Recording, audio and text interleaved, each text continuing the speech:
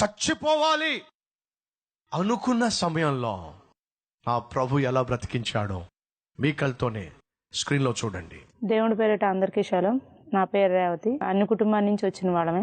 మా ఆయన గారికి బాగా తాగి అప్పుల పాలవడంతో ఊళ్ళో తలెత్తుకోలేక మేము హైదరాబాద్ రావడం జరిగింది. ఆయన మాకు తిండి పెట్టకుండా 30 రోజులు గడిపారు. కనీసం పిల్లలకు వండి పెట్టుకోవడానికి గుప్పుడు గింజ కూడా లేకుండా ఎంతో ఇబ్బంది పాలయ్యాను. ఆ మారని మనిషిని పెట్టుకుని అలాగే ఉండగా మా అక్క వాళ్ళు ఫోన్ చేశారు. నా బాధలు నా కష్టాలు మా అక్కకు చెప్పాను.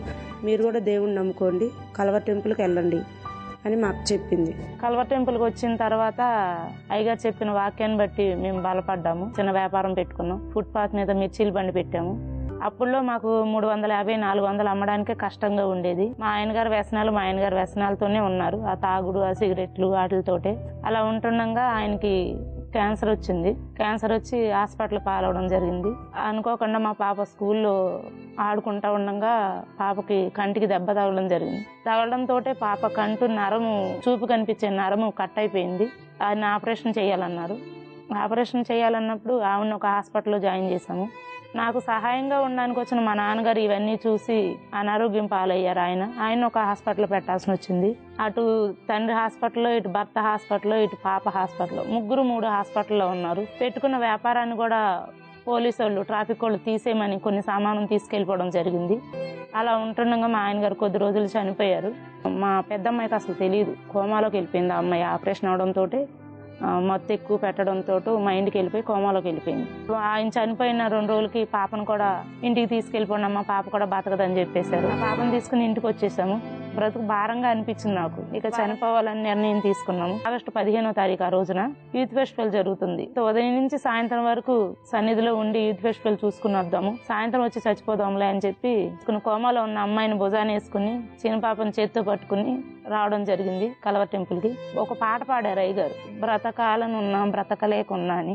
బ్రతకాలని ఉన్నా బ్రతకలేకున్నా, నిలవాలని ఉన్నా నిలువలేకున్నా, బ్రతకాలని ఉన్నా బ్రతకలేకున్నా, నిలవాలని ఉన్నా నిలువలేకున్నా, రాలని ఉన్నా నిన్ను చేరలేకున్నా, బ్రతికించుమో యేసయ్యా, దరి చేర్చుమో నన్నయ్యా, బ్రతికించుమో యేసయ్యా, దరి చేర్చుమో నన్నయ్యా. నా భారాన్ని అంతా దింపడం జరిగింది ఆ పాటకు నేను ఎంతో బలపడ్డాను. అయ్యగారు ఈ పాట ఎంతమందికి నచ్చింది అని అడిగారు. అందరూ చేయి చూపించండి అంటే నాకు తెలియకుండానే నేను చేయి ఎత్తాను. ఒళ్ళో పడుకోబెట్టుకున్నాను మా పాపను, పెద్ద పాపను, కోమాలో ఉన్న అమ్మాయిని. ఆ పాప కూడా ఎప్పుడు లేసిందో తెలియదు. ఆ పాప కూడా నాకు కూడా నచ్చింది అని చేయి పైకెత్తింది.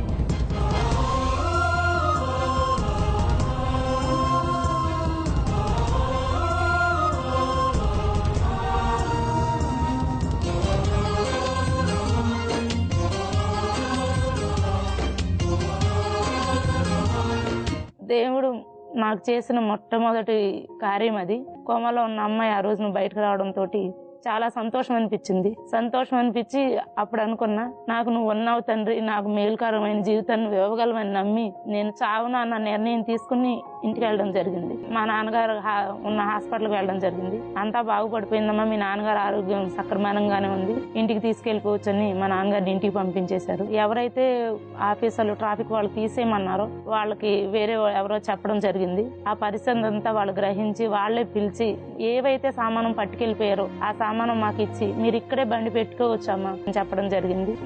ఆ రోజుల్లో మేము 450, 500 అమ్మేవారం, కానీ ఇప్పుడు 3,500, 4,000 అమ్ముతున్నాం. దేవుడు ఇచ్చిన కృపను బట్టి మా ఊర్లో ఒక గృహం కట్టుకోవడం జరిగింది. అలాగే కొంచెం పొలం కూడా కొనుక్కున్నాము. ఇంకా అద్భుత కార్యం ఏంటంటే ఇక్కడ హైదరాబాద్ లో కూడా ఒక స్థలం దేవుడు మాకు ఇచ్చాడు. నేను నా పిల్లలు చనిపోవాలనుకున్న మమ్మల్ని బ్రతికించిన జీవం కలిగిన యేసయ్యకే మా కృతజ్ఞతాస్తుతులు చెల్లిస్తున్నాము. నా ప్రభువు ఆమెను కనికరించినట్టుగా నిన్ను కనికరించడానికి ఈరోజు సిద్ధంగా ఉన్నాడు. ఆ దేవునికి నీ జీవితాన్ని, నీ సమస్యను అప్పగించడానికి నువ్వు సిద్ధంగా ఉన్నావా?